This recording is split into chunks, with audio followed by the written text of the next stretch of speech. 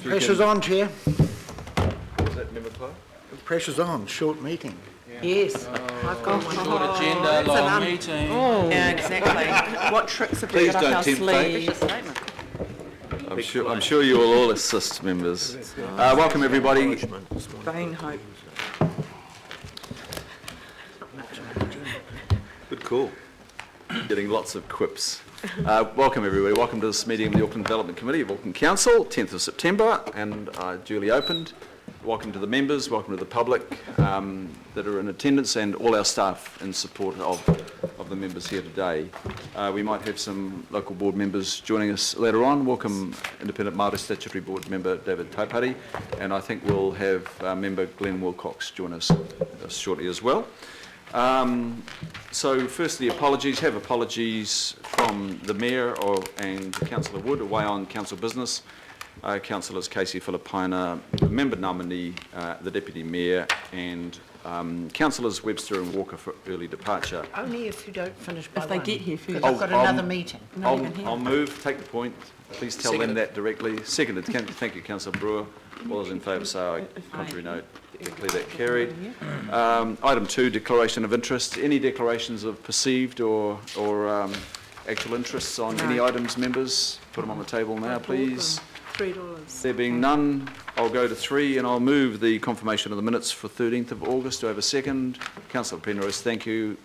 In favour say aye. Contrary no. Declare that carried. Petitions, there are none to my knowledge. And then we go to public input. And I have a request as of early yesterday from Dr. Joel Cayford to speak on the matter as outlined. And I welcome Dr. Joel Cayford up to the microphone. And just for clarification, Joel, I know we all know we're in the process of a private plan change down there and also a road closing notice, both statutory processes. And just to let all the members know, I've reminded Dr. Cayford of the parameters of public submission at this point, and Dr. Cayford has told me that he is neither a submitter, not a submitter on these matters. Joel, with you. I'm just waiting for a... thank you, Mr. Chair, and thank you, committee, for the opportunity. I just noticed the words that went with that item, for and on behalf of, is that I'm not speaking for or on behalf of. It's kind of not for or on behalf of the organisations. So I'm really here as someone who's taken an interest in down there and in downtown, and I'm really talking about some risks that appear to be on the horizon for council, and I want to talk about those to council. This is a slide that I picked up to kind of, so we're talking really about playing by the rules down here. Skyscraper City and various other places around the world are interested in what is happening. What I'm going to talk about is this, it's really a heads up for councillors about what's happening now. 50 years in a flash, what rules apply and who cares. And I'm going to talk a little bit about the guts of the public issue that is arising. So just in terms of what's happening now is that councillors, and I've been aware of this as well, of course, but councillors are aware that you've been considering the downtown planning for some years because the CRL is going to run through there, and there's a lot of support for the CRL out there. But it was in July 2015 for the first time that formal public submissions were called for about one aspect of the downtown development. Private Plan Change 79 was promulgated, notified, seeks to change the zoning over Queen Elizabeth Square. It's publicly notified under the RMA, you'll know about that. And the second thing that happened, you may not be so aware of that, Auckland Transport issued a road stop notice over Queen Elizabeth Square under the Local Government Act. Auckland Transport is the road controlling authority in the Auckland region now, not the council. So it needed to issue that in order to proceed with the sale of Queen Elizabeth Square. So those two things were notified, and submissions and objections from public interest associations ensued. So there was a bunch of submissions from Auckland Architecture Association, Auckland Civic Trust Incorporated, the Auckland branch of the New Zealand Institute of Architects about both of those processes. Also from Living Streets Aotearoa, Urban Auckland, you know Urban Auckland, also known regarding the port expansion judicial review proceedings, and the Urban Design Forum. So 6 groups have put up submissions and objections to both of those, and I wanted councillors to be aware of the level of interest that's embodied in that. Now what's happening next week, so that's the week starting on Monday, is that Precinct Properties has invited all of those submitters to Plan Change 79 in for a briefing. So Precinct Properties is approaching the submitters to brief them about what is proposed. City Centre Integration staff are conducting a briefing also for submitters and objectors about development proposals. That's happening next week as well. And Auckland Transport is organising a briefing for objectors to its road stop notice. And I just draw council's attention to the fact that any objections to the road stop notice that it doesn't accept are automatically referred to the Environment Court for decision. So that's an automatic reference to the Environment Court. So it's one of the risks that, if you like, council's whānau family face as a consequence of what's happening now. Now, just a little bit of this flashback. This is an aerial from your site, Council GIS of downtown in 1959. It just shows, there's the downtown block, and it shows you little Queen Street running through there, 1959. All of that land was owned by Auckland Harbour Board then. And then what happened was that Little Queen Street was stopped, a road stop notice issued, stopped, and swapped to form Queen Elizabeth Square. Now, Queen Elizabeth Square is the same land area as Little Queen Street. So that's how we got Queen Elizabeth Square. Now, there's an issue about what happens with Queen Elizabeth Square now, and so in terms of the proposed Auckland Unitary Plan, what it says is, where a framework plan involves the relocation or reconfiguration of Queen Elizabeth Square, an equivalent size open space must be provided in the form of another public open space, new or upgraded squares, streets, lanes, etc. And then the most important thing here is collectively these alternate spaces should achieve a better street and open space network than is presently offered within or immediately adjoining precinct. So this is, if you like, just reminding councillors what a statutory duty is in regard to this. Now this image here is drawn from a publication put out by the Auckland Architecture Association. Its journal, has a journal. This is in 1968. So you can see it shows what was then the tower there. Behind it is the ferry terminal, and there's Queen Elizabeth Square, and they're asking the question, why? And interestingly, in the journal, they run the song to the city. When you're alone and it's making you lonely, you can always go downtown. So this is kind of drawing attention to the old song that we all know and love. Go downtown, and you got worries, all the noise and the hurry seem to help, I know, downtown. So so this is run with their picture of it. And so you can see here, this was their bulletin 20, I can't read quite the number there, 22, that's right, 1968. And the whole bulletin was given over to the Auckland Architecture Association's submission opposing that tower going there because of what it would do to Queen Elizabeth Square. And they put up, and there were a number of other alternative designs that were put up. So there's your Queen Elizabeth Square with the ferry building and with the HSBC building, or Air New Zealand building as it then was, located so that it wouldn't cast a shadow over it, which was entirely possible at the time because the land was all owned by Auckland Harbour Board. So I'm just sort of giving you an indication of one of these associations' track record of interest in terms of this area. It goes back 50 years, and their concerns and their planning approach to what might happen down there. So they're still interested, of course. Now, so there is a common thread among those submitters that the commensurate provision of space for downtown, for Queen Elizabeth Square being lost is a very important part of their submissions. They're very concerned about that. And that's why I'm sort of reminding you of the history and just reminding you of what is a common part of these submissions. Now, second common part. This map many of you will have seen before. The line shows the old coastline, and you can see north of that all of the areas of land that were reclaimed by the Auckland Harbour Board then.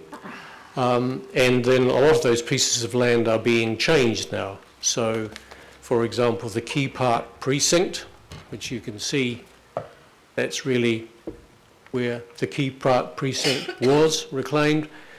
So it was changed, and it was called a precinct, and there was a plan change map for that whole area. Same thing happened for Britomart. There was a precinct identified and a plan change map for the whole area. Same thing happened for the Viaduct Harbour precinct. Precinct is the plan change map for it, plan change for the whole area. And the most recent one, of course, is the Wynyard Quarter, and there's the plan change map for that. And that was the land being changed from, if you like, port uses to urban development of one form or another. So that's a little bit of that history. Now, in terms of regional policy statement, which is operative, then a statutory duty is existing urban areas proposed for significant redevelopment, such as where the redevelopment requires a district plan change, and downtown is one of those, are to be provided through the structure planning process that as a minimum meets the requirements of Appendix A structure planning. I'm not going to go into the detail here, but I'm drawing your council's attention to the fact that there's a duty on the council to approach the planning for downtown similar to how it's done the other areas. It mentions why you would do that as the intensity of high density centres and intensive corridors, and this is an intensive corridor because of the railway, bus, ferry and everything that comes through here, increases through redevelopment. Design becomes increasingly important, maintenance, enhancement of built character, civic spaces, streetscape and pedestrian amenity. And in terms of the operative plan, which we have here, which comes from Auckland City Council, talks about the impact of private development on public spaces, built streetscape character, prime concern to the council, directly affects the quality of the environment. Design and appearance of new development will be influenced by the plan controls. So it talks about plan controls in order to ensure that new buildings don't adversely affect public spaces. And then probably the most important provision in the operative plan says certain parts of the central area have a definite character. Plan applies specific provisions to these areas termed precincts or quarters. And I've shown you 4 of the quarters for which plan changes were promulgated to make sure that the planning for all aspects of what happens in those were properly provided for and that the public were involved in those processes. And it has not happened for the downtown area, which is, if you like, the second major kind of concern that's been expressed by these submissions that have come from these incorporated societies. The only plan change that has been promulgated relates to Queen Elizabeth Square only, which is a little part of the whole. So just these last 2 slides, my final part of thing. So what we have ideally is what I would describe as, say, a balanced planning approach. So if you like, council and transport needs are met and planned for. Investor requirements are planned for, and public spaces and places are planned for in a balanced way. And that would be balanced approach to planning. But what we have, current planning, is really, there's been strong negotiations between council and transport needs being met and investor requirements being met, but public spaces and places are falling through the cracks in this negotiation. And that's really at the heart of what's driven these submissions from these various parties. And as my last slide, we're here to help. And so the objective of this briefing really has been to kind of try and help councillors be aware of public interest in this, and help councillors to be aware of some of the things that are happening behind the scenes, so that you know that these things are happening and you can bear those things in mind in your considerations, and realise that these incorporated societies are here for the long haul in terms of this process, and want to do whatever they can to ensure that those public spaces and places are planned for appropriately. Thank you, Joel. Appreciate you and making that presentation. Are there questions of Joel on this matter? None at all? Councillor Quacks. Yeah, and one of the earlier slides that Joel put up in regards to our statutory duty was to Go back to that. it talked about or referred to a better or a public space as good or better. I think that's Tell us which one, Councillor Oh, Quacks. I've got it here. I know which one. This yeah. one here. Yeah. So how do you, or how is that determined whether the space that's, the alternative space that's been provided, how do you determine whether that's as good, better, or worse? And who makes that determination? Well, it's not for me to, and no one here is sort of putting themselves up as an expert. Just drawing attention to what is in the plan, and so that, if you like, is a test for what is proposed. But at this stage, in terms of the public engagement in this process, there are only two processes that have been put up. One is that Queen Elizabeth Square changed from being public space to being commercial space, and the other is that it be stopped from being road so that it can be sold. So those are the only two things that are in front of the public about what is happening, and that is really behind the request. The planning for the block as a whole is required so that everybody can see what the whole plan is, and how that provision will be met. Thank you. Thank you, Mr. Chairman. Councillor Lee. It's not a question, Mr. Chairman. I just want to thank Joel Cayford for the presentation and for his work in this area. As the local ward councillor and as the Director of Auckland Transport, I'm more than happy to sit down with him and have ongoing discussions. Thank you. Thank you. Councillor Lee, would you like to then move receipt and thanks? Yes, when happy we come to do that. Second, happy to Seconded, second. Councillor Cooper. Good to hear. Question, Councillor Cashmore. Yes, thanks. Thanks, Joel. My question relates to this precinct and the briefings next week, and what is going to be the correlation between that and potentially the wharf strategy and open space that may be made available on the wharf for the public of Auckland? There is open space on the wharf. All right, I want to hear what Joel's opinion. All right, let's just go with the question. Well, short answer is I don't know. Those meetings have been called for by City Centre Integration Group, by Precinct Properties. Precinct Properties obviously got no control over what happens on the wharf. City Centre Integration Group may have some knowledge of that. Auckland Transport won't. So it's really those organisational responses to the fact that submissions have come in. They are engaging. So the processes, there are processes through the Resource Management Act to hear the district plan change and the road stop notice, but these are informal engagement processes that have been triggered. I think councillors need to be aware that they're happening, because it's like, I think councillors need to be as aware as they can be, because why I headed up this presentation as a risk assessment or a risk management presentation, is that councillors need to be aware that these things can go horribly awry and wrong if they're not kind of grabbed hold of and sort of engaged with at an early stage, particularly in terms of getting some balanced planning outcomes. Member Taupiri? Kia ora, Mr Chairman. Kia ora, Mr Caford. Just the question around the road stoppage. You said earlier about the road stoppage and then the swapping for QE2, and then you're saying there is another road stoppage, or it's a more formal process for the road stoppage? There is a formal process for the road stoppage under the Local Government Act, and Auckland Transport have issued a notice saying it wants to stop the road, and the process is that objections can be provided, and there have been objections provided based on the fact that not commensurate public space being provided, etc., etc. Auckland Transport has to consider those objections, whether it accepts them or not. The history I really wanted to provide was what had happened in the past is when Little Queen Street was stopped, then alternative amount of public space was provided elsewhere in the precinct called Queen Elizabeth Square, and that's the kind of parallel is happening in Wellington at the moment, for example, where bits of the city are stopped. So I'm going on a bit here.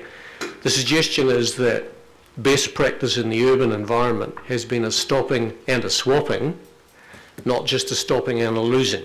Yep. So are you aware of how the land was acquired in the first instance for a road? Well, it was all Auckland Harbour Board land in those times because it had reclaimed it, and then gradually parts of it became developed, and it had Little Queen Street was owned by Auckland City Council then, and Auckland Harbour Board wanted it stopped to allow the development it wanted to occur down there to occur, and Auckland City Council said, well, we'll stop the road, but it needs to be, current space needs to be provided elsewhere in the site, and that was Queen Elizabeth Square, same land area, and it's still called road. Okay, so reclaimed foreshore and seabed, you mean? Pardon? Reclaimed foreshore and seabed. Yeah, well, it's reclaimed all the way north of Custom Street. Well, all the way north of Fort Street is reclaimed. Thank you. Thank you. Further questions? There being none, it's moved by Councillor Lee and seconded by Councillor Cooper. Joel, thank you for this presentation. I guess one of the crux of your presentation is, do we have adequate oversight once we go through that procedural ticking off of accepting a private plan change? And I think we need to pose that question amongst ourselves. Is it too procedural, members, and do we interrogate that private plan change at that time? Because once we accept it, it's in process, and it doesn't come back here until the independent commissioners have cast judgment and it comes back for confirmation or start again. It's pretty much that. So there's some questions there. Yes, we've adopted the downtown framework, and that will guide the planners. And then we've got resolutions that went with our motions in support of the disposal of QE Square, and there were caveats on that, and that will guide them as well. But it was after we accepted the private plan change, I read a very dense document that pointed out that wind speeds following this private plan change in the area of the Britomart will increase by up to 46%. So, and we disposed of the area because we thought it was not friendly to the public. So look, I'll leave it at that. I thank Dr. Caford for his presentation. It's moved and seconded. All those in favour say aye. Aye. Contrary, no. Declare that carried. Going to the next item, which is local board input. There is none on the open agenda. There may be input on the public excluded agenda, but we'll wait for that. I don't have any notice of extraordinary business, and there are no notices of motion under 8. I'll go to 9, which is the status report, and I'll move accordingly. Do I have a second? I'll second. Thank you, Councillor Webster. All those in favour say aye. Aye. The contrary, no, and declare that carried. And the same with the summary of memos, procedural for your information and public information. Yep. I'll move and seconded Councillor Member Taipari. All those in favour say aye. Aye. Contrary, no. Declare that carried. And then we come to the first substantive report, which is item 11, Special Housing Area Program, which is actually probably the title doesn't give it quite the justice it deserves. It's about the refinement of the criteria. Welcome, Ree, and welcome, David. In your hands. And welcome, Catherine. Yeah, thanks. Thank you, Mr. Chairman. So through this report, we're really addressing the issue of refined and consolidated SHA establishment criteria. The committee's not being asked to adopt new criteria. It's being asked to consider a proposed refinement and consolidation of the existing criteria into a single document. That being the original criteria and the additional considerations that were agreed to by the Auckland Development Committee in April of this year. The result of this doesn't change the overall threshold for support of an SHA proposal. What it does do, what it aims to do, and we think it will do, is make the criteria more user-friendly and allow the public and interested parties to better understand our process and the way in which we reach decisions on SHA requests. The guidance explains when the council is unlikely to recommend that a piece of land or groups of parcels of land become an SHA. Attachment C in the report provides the new format in relation to the previous format. So it shows that transition from the existing criteria to the proposed new expression of those criteria. Attachment D of the report is the version of the new refined and consolidated criteria that we would use for communication purposes, and that will go on the website and be conveyed to interested parties following its adoption by the governing body on the 24th of this month. In attachment C and D, you'll see that there's a colour coding that distinguishes the different responses to questions against the criteria, where green means the answer to the criterion question means support for the SHA proposal is likely. Orange means the answer to the criterion question means that we may not support the SHA proposal, and there could be potential concern for more, or potential concerns or more information that may be required to reach a final decision. Red means the answer to the criterion question is that the area is either not appropriate for an SHA or is unlikely to be supported or unlikely to be appropriate for an SHA at this time, or the time it's being assessed.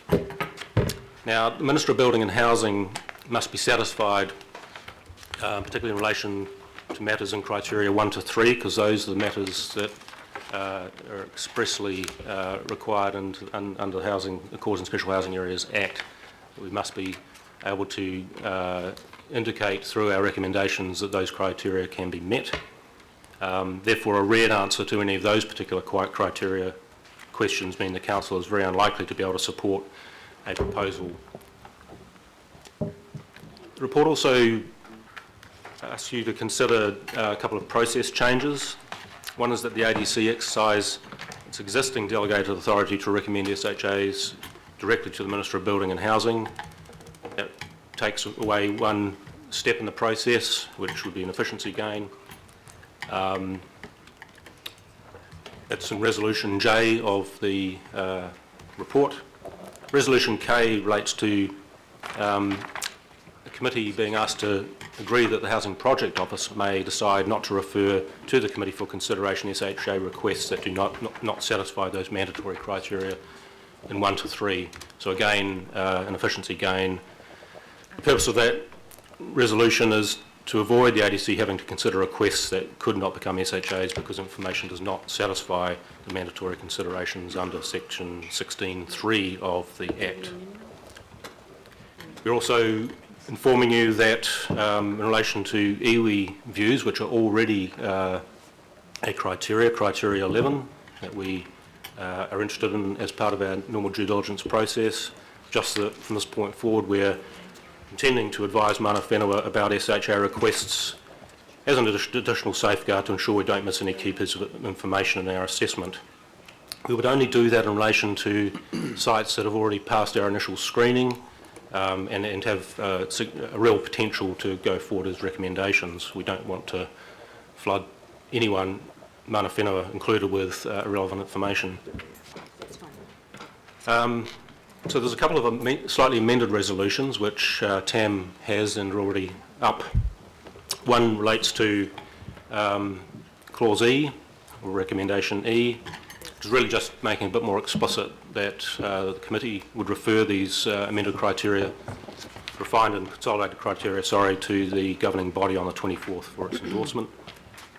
And resolution H,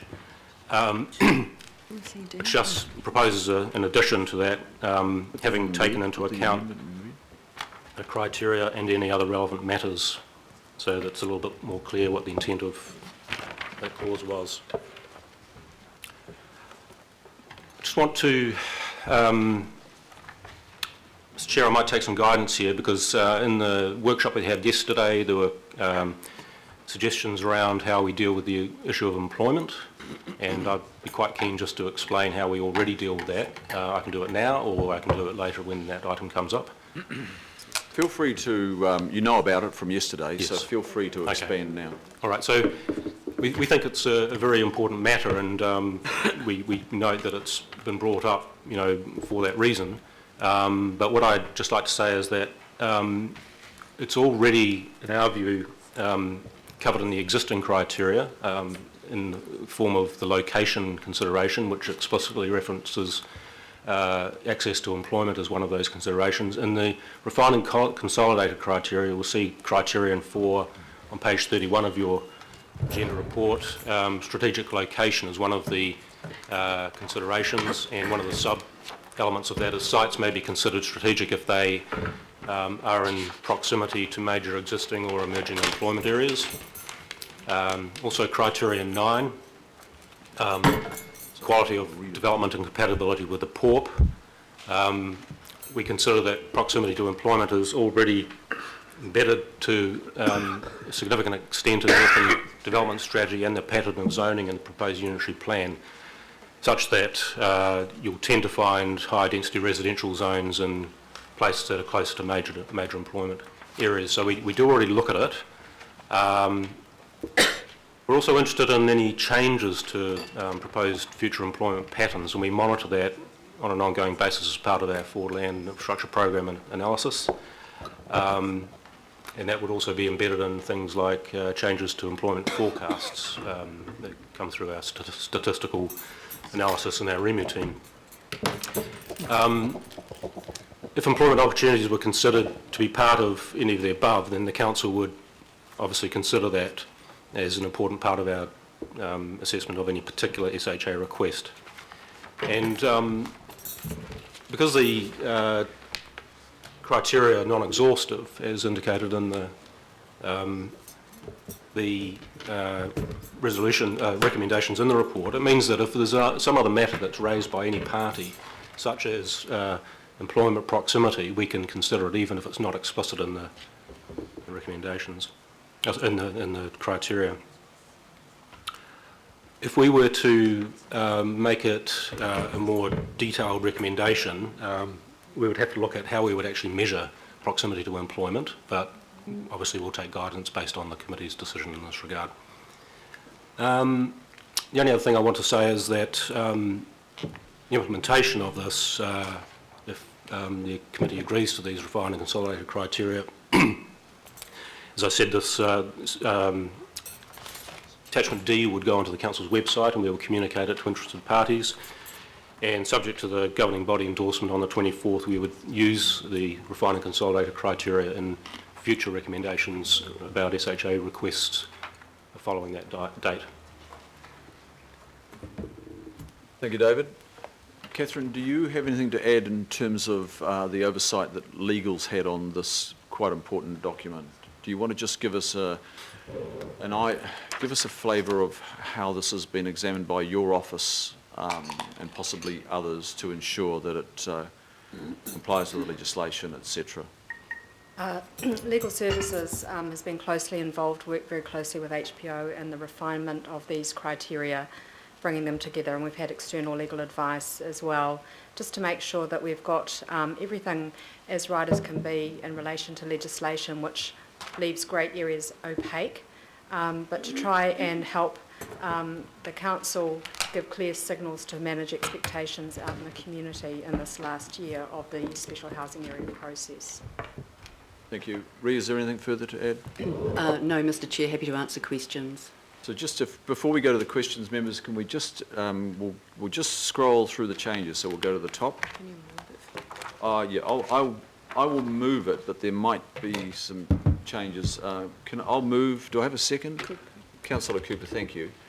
Can we just go to the top, and now I'll just go back to David's presentation points. There was a change in the E. Let's just go to the E because it's not highlighted. Let's just highlight, can you just highlight those words again, David, that are the changes in E? Yeah, the new words are be referred for endorsement to the governing body, whereas previously it said attachment D, endorse by the governing body and applied. So it's just a little bit more Let's direct. just highlight that in red so we can all understand, because no doubt members have read their agenda, so I just want to make it really clear that So the new what you're wording is voting up on there. has got some small changes. Okay, members, it's still got to be further endorsed. And then we'll go down to H, I think it is. Clear on that one, members? And then we'll go further down. And the K. So that was suggested, but we're not specifically recommending that. That was considered as a possible enhancement, but I think the advice that we've received is that not actually necessary. Okay, members, I'm just highlighting that for you, just to test that with you, if there's any concern in that area. So if you just read K again and what K implies, I'm just putting that up there as a possibility. It's, Mr Chairman. if there is not a desire to have that, we can take it out. Mr. And now Chairman, take questions. Yeah, just while we're on that particular K, I would be more comfortable if that was in consultation with the chair and deputy chair, rather. Yeah. Yeah. Chair. Yes. And because I think that allows for yes. for a degree of debate Yeah. and Great. around that. So I'd rather have and rather than or. Yeah. Good point, thank you, and I didn't notice that. Thank you. I have a question from Councillor Webster, I think, first, and then Councillor and I. Yes, thank you for this criteria. My concern is defining adequate infrastructure. And we all know what we're talking about, I'm sure. Adequate in whose mind? And it also probably goes to the local board input because, I've lost the page, hang on. Under 10, views of local board, iwi and landowners, there's no sort of ability for local boards to object because of inadequate infrastructure. And I just wonder if, well, could you answer probably what adequate infrastructure is? And I'm very concerned, as you know, about the transport side of it. Through Mr Chair, ultimately the council laws on the recommendations of staff have to be satisfied that there is adequate infrastructure or that there is likely to be a program of work to enable that infrastructure to be provided over time.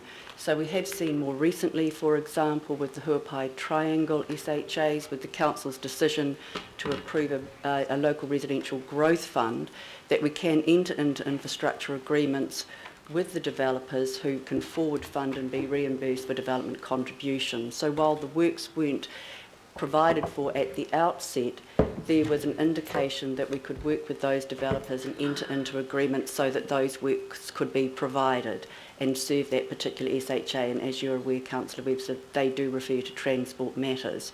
So that is always going to be a judgment, and there is a range of infrastructure readiness that needs to be considered. We've outlined in the report that range of infrastructure, and then you have to have an overall decision in terms of balancing that out in terms of the need for housing. So further to that, Mr Chairman, with your indulgence, I mean, we have a new issue that seems to be moving into the whole SHA area, and that is threats of judicial review, you know, if we turn things down, and we've already had one case of that, and I know there's another one possibly pending. Maybe Catherine would like to comment on, you know, our ability to cope with those sorts of situations, because it seems to me the pressure comes on, and that's why if we're not sure what adequate infrastructure means, adequate to the developers or to somebody or even staff may not be adequate to councillors or local board members. I agree entirely with the comment from Ree that you as decision makers are the people who have to be satisfied on the adequacy point. So information will come to you and you form a view as to whether you think it's adequate. Taking advice as to what's the relevant parameters and time frame that you might be considering that question. In terms of your point around judicial review, there's nothing the council can do to prevent somebody bringing a legal challenge. What we can do is make sure that we're in as robust a position as we can to defend that. And from our experience from the one matter that you're referring to, what we're looking at is a very close working relationship between legal and HBO and the advice that's coming through to you in relation to recommendations and as to how to proceed and how to calibrate the decision making as to whether those mandatory requirements are not met. So what we're looking at in basic terms is judicial review proofing as best we can the entire process from the beginning through to decision making. Thank you, Catherine. Mr Chair, can I just add in terms of Councillor Webster's comments around local board views, because we are seeking local board views, they can, through their local knowledge, highlight where they think there are infrastructure concerns to us directly, and that gives us another matter that we would further then investigate. Okay, thank you. Thanks, Councillor Webster. It's a good point, and members, I think this is the point that we've all been canvassing, the likelihood of the infrastructure arriving, and I think Councillor Webster's emphasising that we can't just use that word likely as, you know, remotely likely. There's got to be something in our budgets and transport plans that signal that when the development occurs, that there will be that infrastructure. But I think that's on top of our minds all.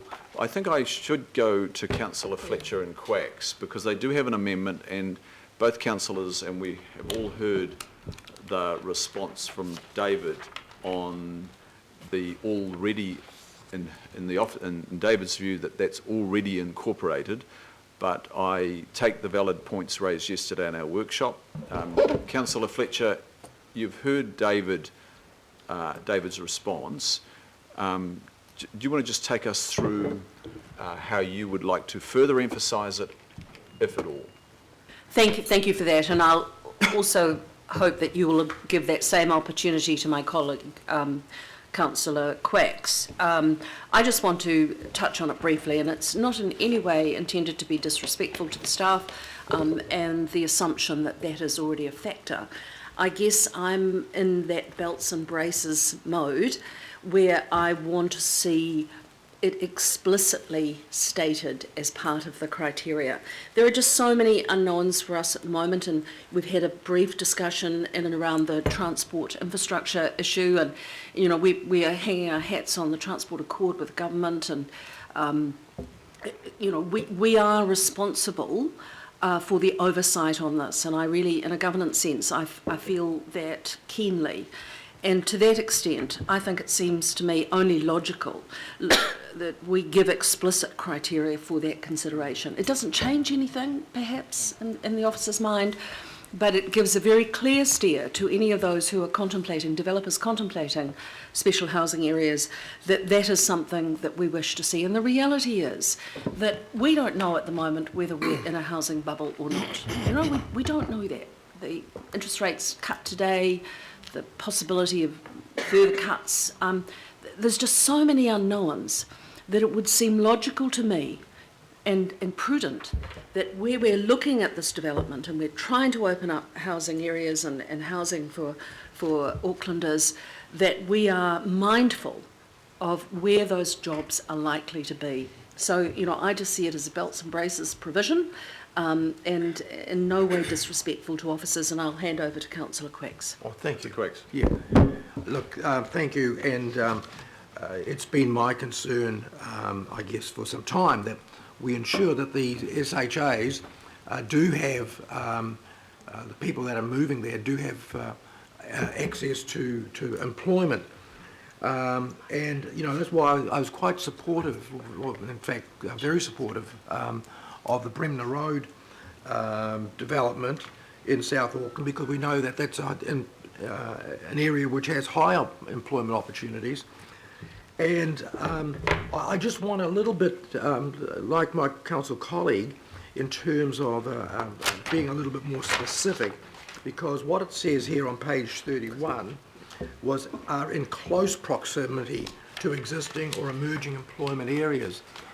I just want to be a little bit more definitive than that, Mr. Chair, and that's why I've asked, or Councillor Fletcher and I have asked for a criteria into the average commute time, because we do know what the average commute time is around Auckland. We were told that by Dr. Blakely before he left, so we know approximately what the average commute time is across Auckland to employment, and so that would certainly help us, because there will be a difference.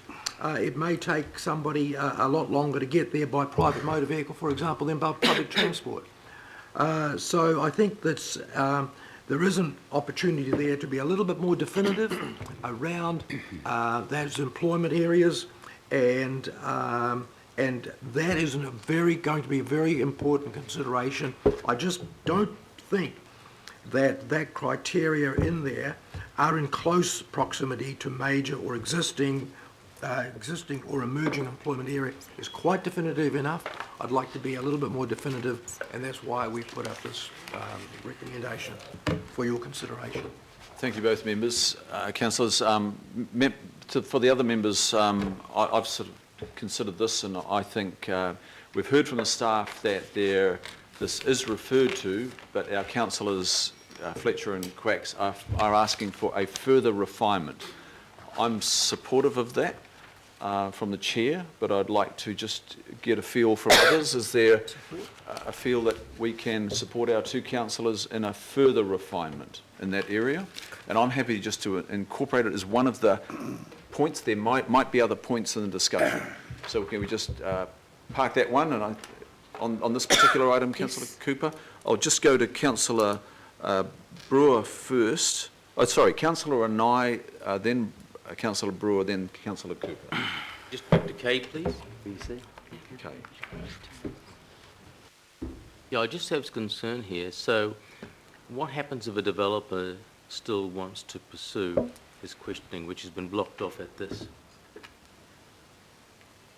David, did you hear that question? What happens if a developer wants to pursue and he's blocked off at this point? Through you, Mr. Chair, blocked off through which point, Councillor Nye? Sorry, my understanding. You say that it comes to Deputy Chair, and if you've made the decision, it stops right there. And if a developer insists that he wants to pursue this further, where does he go with that statement? Through Mr. Chair, the criteria here that we're referring to are the mandatory criteria in the housing legislation. So the only time that we're not bringing that to you is when those mandatory criteria are not met, or there is an inappropriate zoning, such as an industrial zone. I personally think that resolution being amended to undertake that activity in consultation with the Chair and the Deputy Chair is an enhancement. I think that helps the staff, and I would agree with and support that addition to the recommendation. So what you're saying, at that point of time, you've considered everything and that's the final decision? It's primarily around the criteria that are mandatory that are not satisfied. If they want to pursue it, they can come back with another request with additional information to say that they do satisfy the criteria, and some people do that, some requesters. So they have that option? They do. Thank you. We already do that to some extent anyway. We do an initial screening, and a lot of requests that come in clearly don't meet a number of criteria, and we tell people straight away, and they generally accept that. Councillor Brewer? Thank you. I just wanted to explore the line, or the resolution from 16 April by committee, a preference for brownfield SHA opportunities pending completion of a future urban land strategy.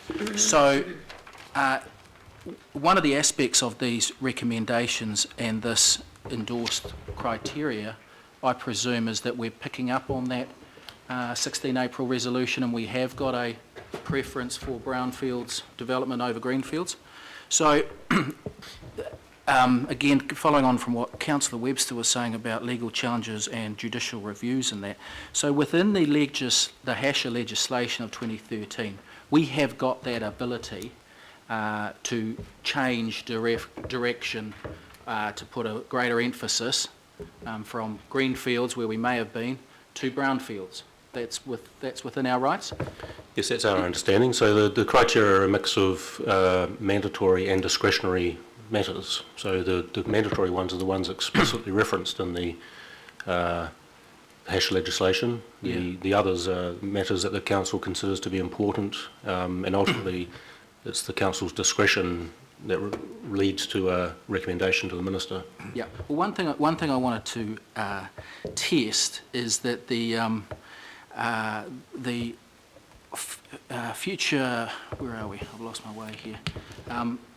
The Auckland Housing Accord in 2013 that the Mayor and Minister signed off allowed and noted the future urban zones. And I just wonder whether we're treating, we're saying here, in light of pending completion of the future land strategy, supply strategy, but that was accommodated and foreseen in the 2013 Housing Accord, and it said there that applications in areas that transition from future urban to live urban zonings can be integrated, include a structure plan, zone plan, subdivision, and other related consents. So in the Housing Accord, that future urban stuff was accommodated if they met those certain plans and integrations.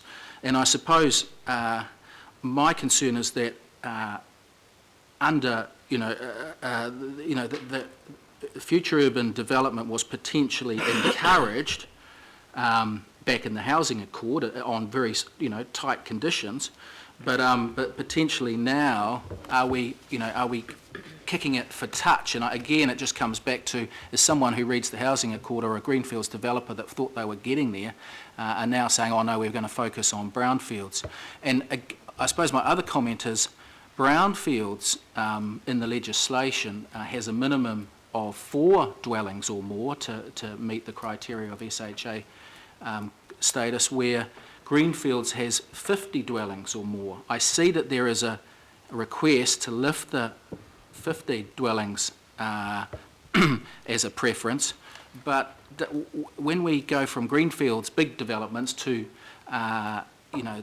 piecemeal, smaller brownfields developments, what is that going to do to our reaching our housing targets, supply targets of 39,000 over 3 years, 17,000 in year 3, if we're focusing inside the MUL and looking at kind of 6 developments here, eight dwellings there. So I suppose the question is, are we on thick ice from greenfields developers that will see that we're now jumping in bed with we're going down the brownfields development, even though the Housing Accord accommodated and promoted applications in greenfields? And also, is the Minister of Housing given that there is a philosophical divide, as we saw with the Huapai scrap a couple of months ago, is the Minister of Housing, is he anticipating this change of direction, and is he comfortable, and his officials comfortable, that we're now racing around inside the city limits, building 4 dwellings here, 10 dwellings here, and as a preference, and not so much doing the big 50 dwelling plus developments that will help them reach their much needed housing targets. So that's kind of where my concerns are. Range of questions there, David.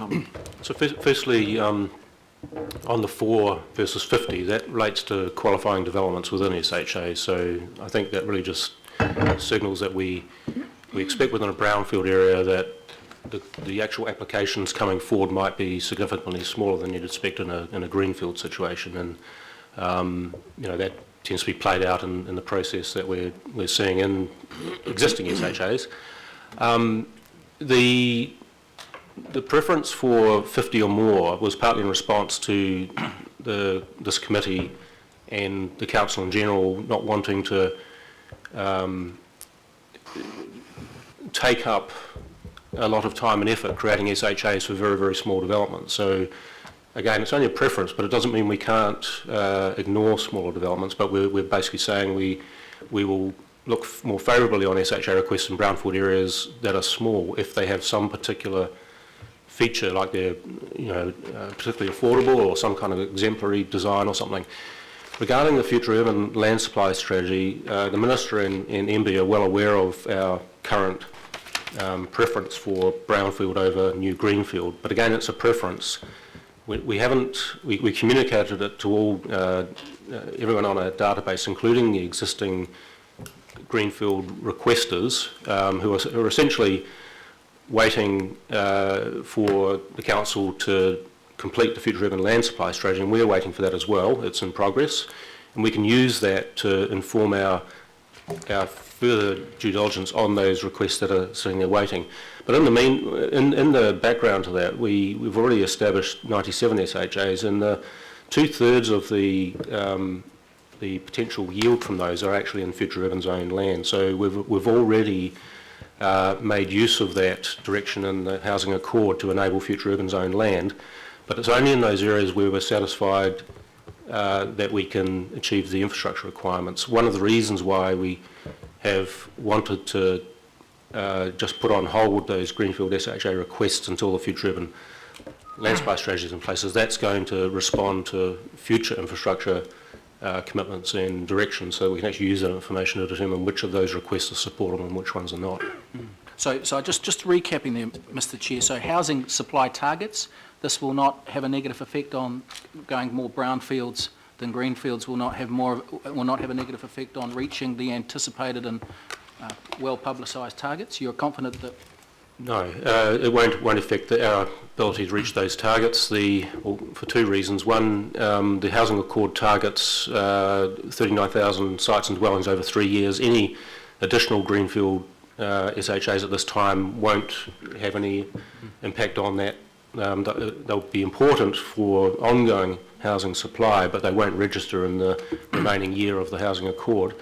The other target we're also mindful of is the Auckland Plan target for an average of 7 years ready-to-go land. And we believe the SHAs that have already been established will help us reach that target, but what happens beyond that really is not so much a matter for SHAs, but it's the ongoing process, probably under the adopted unitary plan and the future urban land supply strategy, will allow us to continue to meet that 7-year average target. And you're confident that when this refined and consolidated SHA criteria is communicated to interested parties and put on the council website, that we're not going to get a backlash from the greenfields, future urban developers that were thinking they were getting towards the top of the pile and realise that they've been nudged back for a while? Are you confident that that can be managed?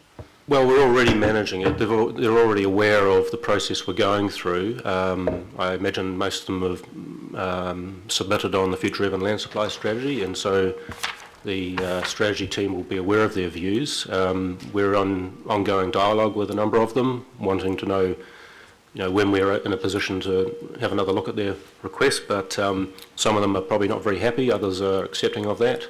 I think it's just an ongoing discussion, and we haven't sort of said we don't want to talk to you. We've just said that we're waiting for an important piece of work to come through, and it's coming, and when we've got that, we can use it to re-engage with them. And there won't be a missile coming out of the Minister of Housing's press office We today. can't guarantee that. Yeah. Chris knows him well. Yes, question of short range or long range missile, really, isn't it? So, Councillor Cooper?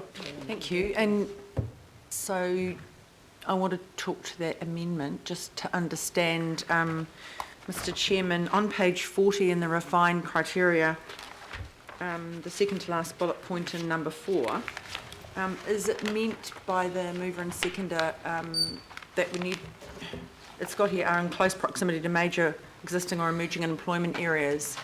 I was sort of just wondering if that's already there, does this just mean that the mover and seconder just want numbers next to it? Or I'm quite concerned that that's quite prescriptive and may be difficult to actually define, just as Councillor Fletcher says, we don't know if we're in a bubble, and if the SHA isn't near an employment business land, how do we be so specific? That's my concern, is I think it's well defined here. It's in one of the strategic location criteria. And I just wonder if... Through Mr Chair, I just wonder whether we might be able to take account of both Councillor Fletcher and Quack's and Cooper's concerns by looking at that bullet point that talks about are in close proximity to major existing or emerging employment areas, that we just add the words after that, taking account of average commute times. Sure. I think that's it. Well, I'm Would that- sure. Councillors Fletcher and Quacks, would that Yeah, satisfy your concern? So the point is made, and we're aware that it's already there, but you wanted that further refinement about not just proximity, but actually how to get to that, or the time to get to that employment.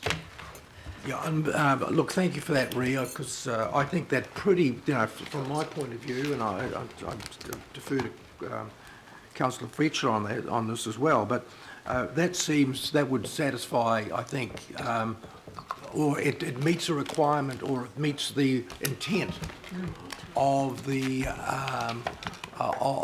amendment that we've put up, or the additional amendment that we put up. So it's just a further refinement of what it actually means to be within close proximity of emerging or existing employment areas. So if we add the words commute times, or add some reference to commute times, average commute times, I think that would And likely travel times by whatever mode, and that's just... Well, yeah, I think the commute times that we have available to us covers all modes. Okay. That's why it's in there. Members, I think... Mr. Chairman, I just want to welcome Ree's sensible suggestion in terms of pathway forward.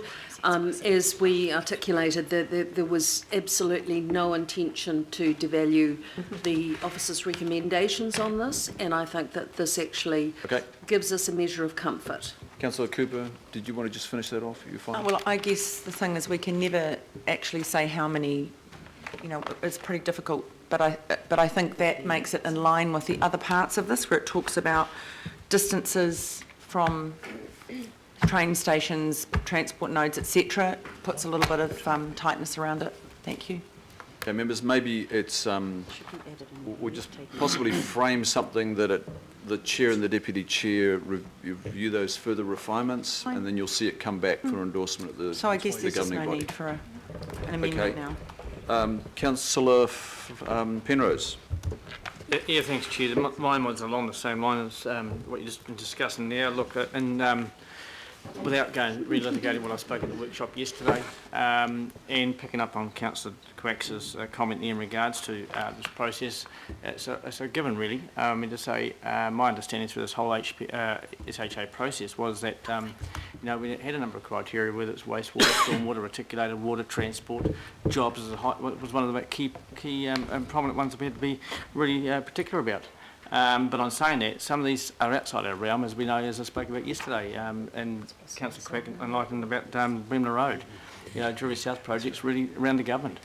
So, some things are out of our control, and need to back us up on. So, but I think going forward on it, this will cover off nicely.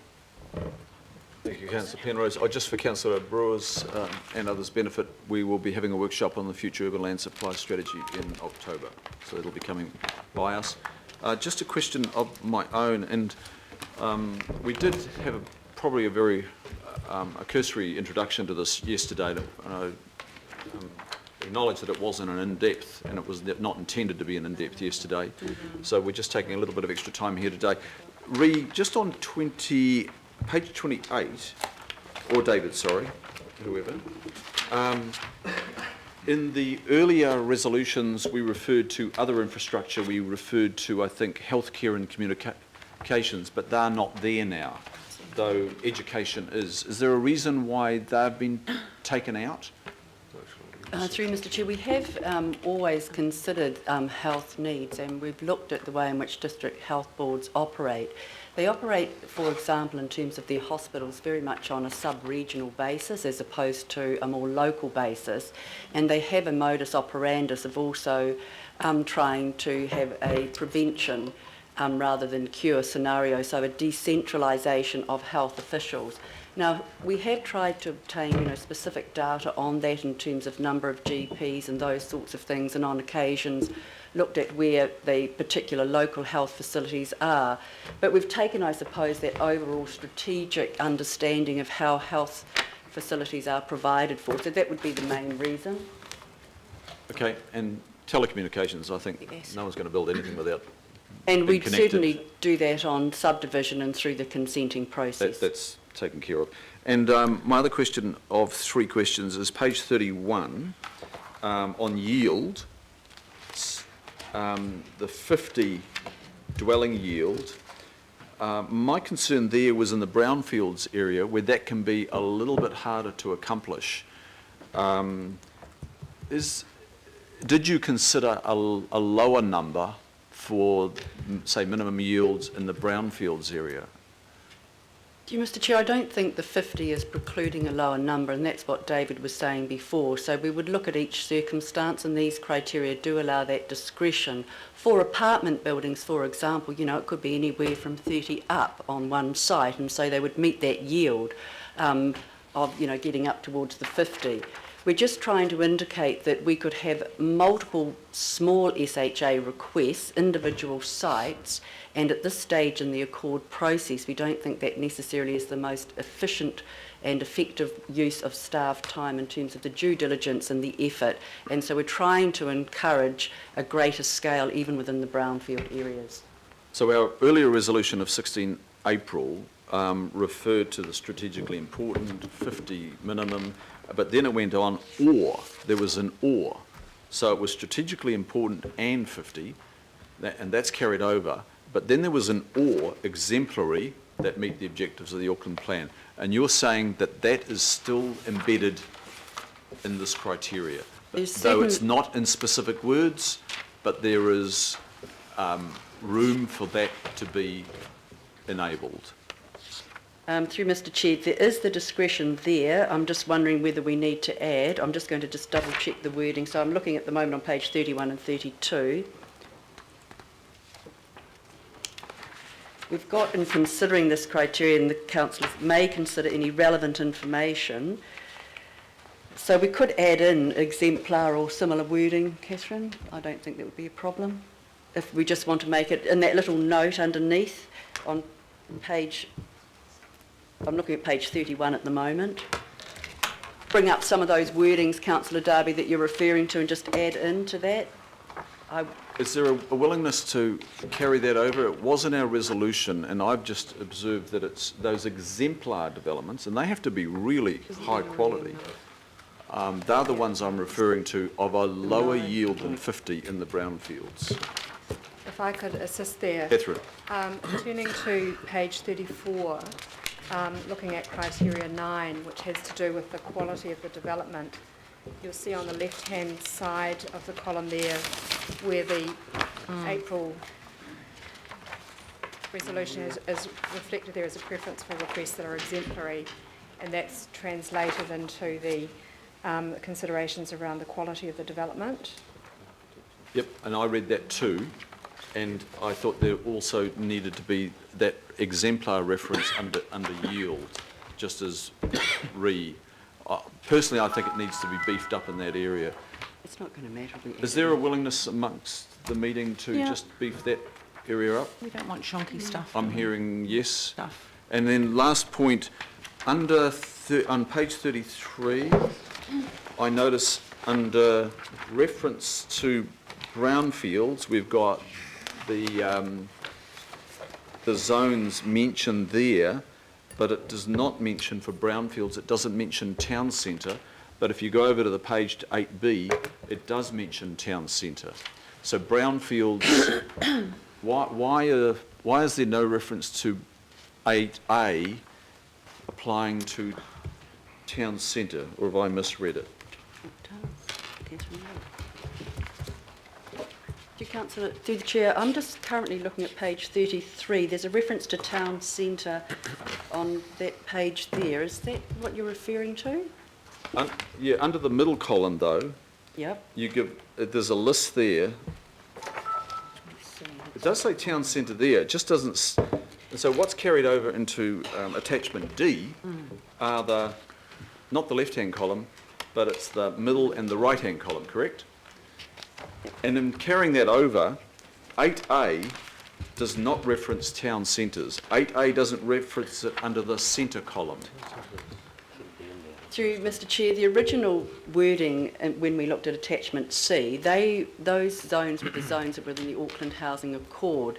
Town centre may be allowed, but it wasn't one of the ones that we saw as predominantly residential to start with, which was really what the premise of the Accord based the zoning on. I'm just going to go to the right page for attachment 4 on that. I'm just trying to find it. And just in response to that, Ree, if that's the case, why is it mentioned under 8B then? Because there's always discretion, and there have been some town centres, I'm thinking of the Northcote special housing area, where that was put in as part of the special housing area because it was surrounded by residential, and also the height limit still was complying with the housing legislation of 6-storey, where we wouldn't put any town centre in that had a higher height limit, for example.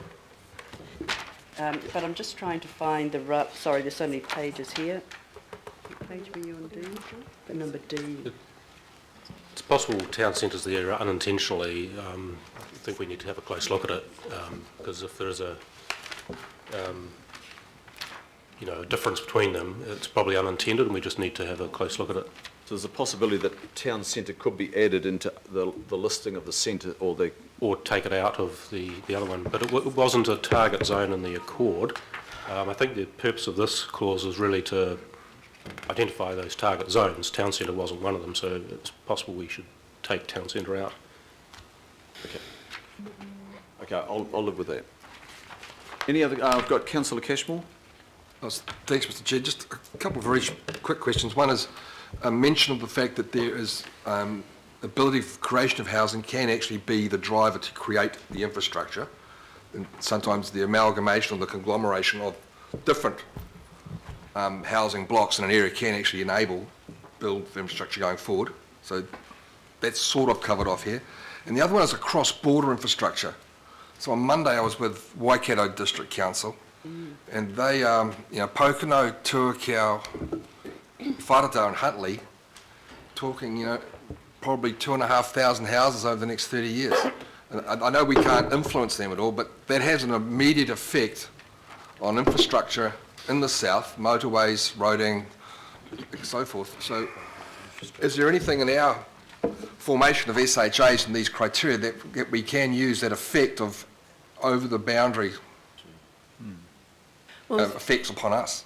Mr Chair, we've always had consideration to the Auckland Plan, as you know, and the Auckland Plan does talk about interregional relationships, and we do liaise closely with our colleagues in other districts in terms of those boundary influences, but whether or not that's necessary to put anything in this criteria, I don't think so.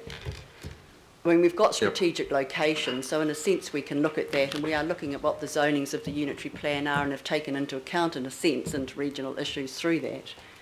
So I know that they are having the talks. What I was not quite available of, the amalgamation of those combined 4 areas alone is going to have a big knock-on effect to our infrastructure requirements.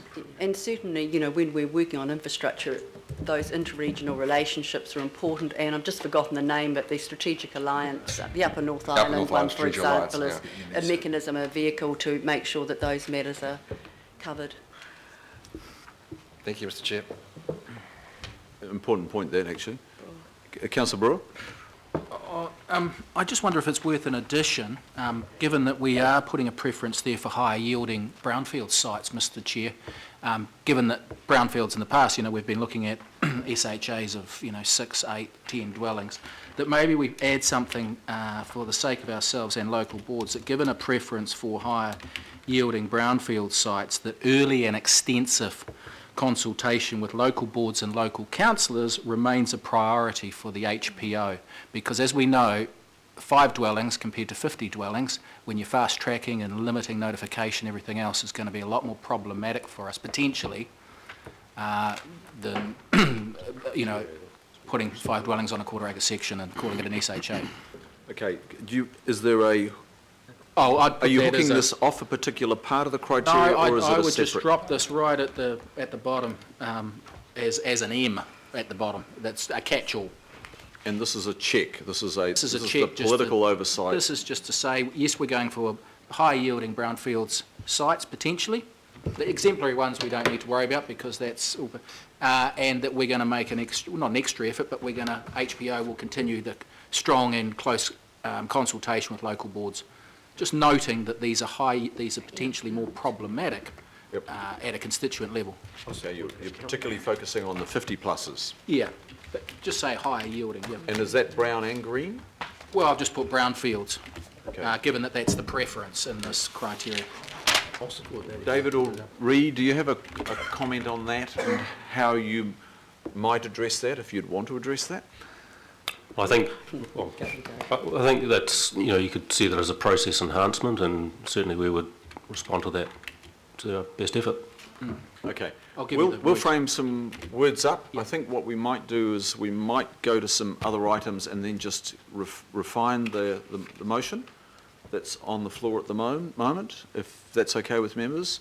Are there any other questions at this stage? Otherwise, we're going to just, with Mr Quinn and the Secretariat, just frame the motion up so that it reflects this meeting today.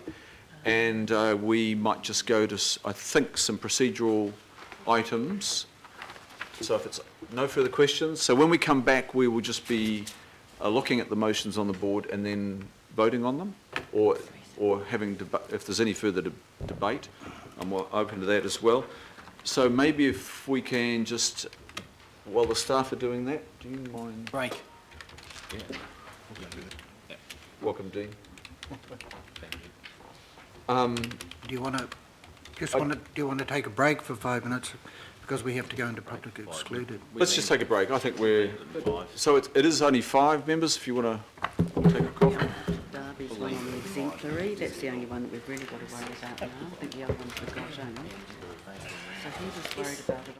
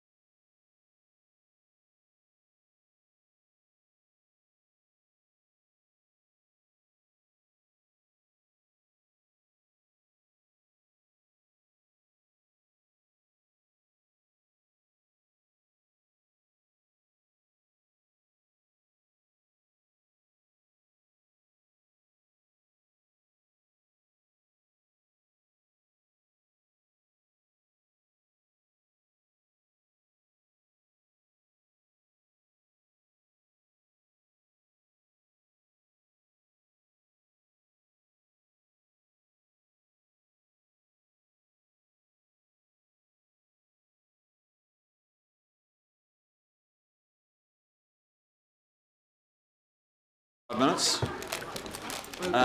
And we will now, it's moved and seconded, I'm pretty sure we've probably had the debate and the questions, but we'll take it from the top and we'll scroll up to A, just so that you know what you're voting on. I think we've managed to incorporate everything and there's general agreement on everything. A, B, we'll go down to C and D. And remember, the first change was in E. There it is for you, stating that it's going to be endorsed at the GB meeting coming up. And then we'll go down to H, I think, is the next change. Happy with that? Then we scroll down further. And the next one is at K. Yep. Covers that off. And then we go to the ones that have been raised mostly today. So M, if you can read that. And that reflects Councillors Fletcher and Quacks. All good, members? And we'll go to N, what I raised about the yield on brownfields, taking into account those exemplar proposals. All good? And then we go to the O, which reflects Councillor Brewer's matter. Councillor Brewer, all good? Good. And we're done.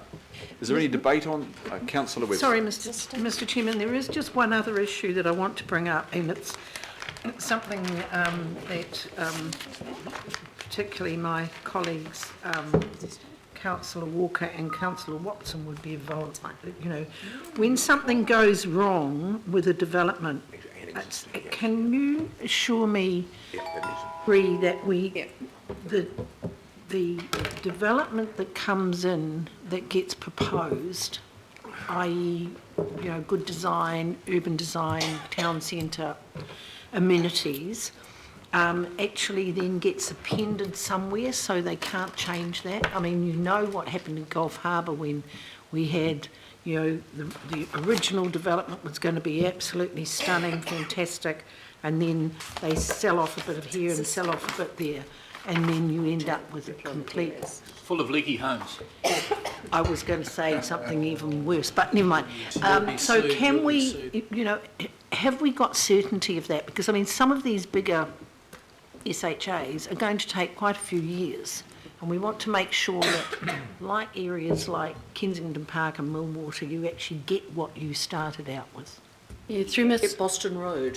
Through Mr. Chair, when you're assessing the establishment of SHA, we're not actually assessing the detailed development, but what we do receive from the applicants or requesters is sometimes some plans of how they might develop, but the discretion still remains with the housing staff when they receive either a plan variation or a qualifying development consent to ensure that the detailed planning requirements are met. Those detailed planning requirements on urban design, etc., are higher under the unitary plan generally than they are under the operative plans. And we will put conditions on consent to make sure that those are maintained. If they're not maintained, then it gets into an issue of compliance and enforcement. And that is really the mechanism. All of these developments, particularly in the greenfield areas, will be staged developments where they're large, you know, and often there is a consent for a super lot, and then there's a subsequent consent for the subdivision and the dwelling development. But we are only doing those through the guidelines, and we do promote very good design. What we are about to do is our consenting team in the Housing Office has shown quite a lot of developments that we've influenced with the applicants on a collaborative basis, and I have suggested that we bring those to this committee to demonstrate so that you can have that confidence. Thank you. And through you, Mr. Chairman, I mean, on page 44, it does say the following indicators may assist. Indication from the developer they work with urban design advice, etc., size and location, amenities, track record, all that sort of thing. I mean, if they're coming in for an SHA, obviously they're going to promise the earth. I just want to make sure that we actually follow that through, that the earth gets delivered. We absolutely do, and we do look at track record. Great, thanks. Thanks, Councillor. So if we just go to the M, I've just changed it there. I've brackets on strategic location and capitals, comma, and then there was it may take account, but I don't think that's what I heard from the councillors. I thought they wanted it to take account. So I've just changed the word to will there, but I'll go to councillors Fletcher and Quacks very briefly after he wipes up the tea. My colleague and I have been conferring over coffee, and we wonder whether it would be better proximity to existing and emerging employment areas. So we don't actually think the major, there may be too much weighting on the word major, but it does need to recognise existing and emerging employment areas. So if you could make that alteration. While I have the floor and waiting for my colleague who may wish to further add to this, could I just query under O, given a preference for higher yielding brownfield sites, that early extensive consultation with local boards and local councillors remains a priority. I think that's great. But what happens and how do officers interpret this? If you take a local board like Albert Eden that don't want any SHAs at all, how would officers actually, could you give an interpretation on how officers respond to that type of situation? Well, through Mr Chair, irrespective of whether a local board is supportive or otherwise of a special housing area, the idea is that we engage with them as early as possible and as fully as possible so that we can receive those views. And it has, that recommendation is indicating, noting a called time frame. So we have to do it in a what is called a reasonable and timely fashion to the best of our ability, taking all of those circumstances into account. I think Councillor Quacks is just... You ready? Yeah. He's going to wipe the floor. Now that I've done my homework and my house, I've done my house. He's multitasking. Yeah, I think, I think, but you've got it right now. It's right You're now. happy? Yeah, I think I'm happy with that. Yeah, I think, yeah, that's exactly what I envisaged. Thank you. And then just going through we're good with M, we're good with N and O. The word extensive, are we comfortable with that, members? I mean, that could send a signal to local boards that no matter what the Housing Project Office does, it's never enough. Well, well, maybe early consultation. Maybe it's redundant, really. Take out extensive and just Take out extensive. early. Yeah. Nothing else to add? We're all... Oh, sorry, Councillor Walker. I just have a question, and it follows on from the question or the issue that Councillor Webster raised, and it goes to achieving deliverables, making sure that these special housing developments are of the quality that the applicants apply for, that infrastructure and other issues are dealt with. And the reason that I'm asking this question is what I see happening, and I think a number of people see happening out there, is that these special housing areas are a mechanism for speculators and developers to rack up the value of properties. Often it is the case where the special housing area may be sought ahead of a sale or the like to enhance the value. Increasingly, they're being on-sold to other developers after a considerable amount of value has been extracted. Much of this process relies on, I would suggest, the present bubble housing market and the demand, so-called, that exists presently. And I would suggest that there is a very large risk that things fall apart, that you don't have the quality of development, particularly in special housing areas, and there are some of them in the Albany ward that I regard as very marginal and not marketable, and frankly in areas that it's not even desirable for people to live. Councillor Walker, what is the question? My question... No, wait on. My question is... No, I'm asking you, because what is your question on the criteria? My question is it possible to have some criteria that goes to the matter that I'm raising? In some instances, for example, around consenting processes, there are bonds and the like that are imposed, so that you actually have some certainty if something falls over. because we're going to have a number of these special housing areas all over. Some of them will be partly built. That's why I said before we took the break, I would hope that we'd come back and we would thrash out all the contributions and then put the motion. But David or Ree? Dear Mr Chair, we have the certainty of the unitary plan rules which we apply. They are outcome focused, so they actually give us more flexibility to get better developments. The other is we have conditions on consents about timeliness of delivery. So in other words, if you don't use it, you lose it. And we would probably have an average of 2 years on any consent as opposed to 5 years that you get under the resource management legislation. In addition to that, we are now entering into memorandum of understandings, infrastructure funding agreements to ensure that the delivery of the infrastructure that is promised is delivered.